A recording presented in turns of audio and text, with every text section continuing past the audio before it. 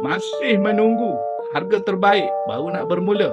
Hari ini 13 Januari 2026, harga emas dah cecah RM651 satu gram. Ini bermakna harga tertinggi yang pernah direkodkan pada bulan Oktober tahun 2025 sudah menjadi sejarah. Harga tertinggi sebelum ini ialah RM647. Oleh sebab itu, tuan-tuan dan puan-puan, jangan tunggu harga terbaik. Jangan menunggu harga.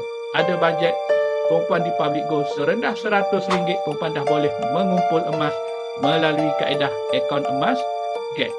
Ataupun kita kenali juga sebagai Gold Accumulation Program. Program pengumpulan emas. Kita boleh menabung emas sikit-sikit serendah RM100 mengikut bajet tuan-tuan dan puan-puan. Mampu menabung lebih? Menabung lebih banyak tuan-puan. Nak mendaftar akaun emas Public Gold, macam mana caranya? Boleh hubungi saya.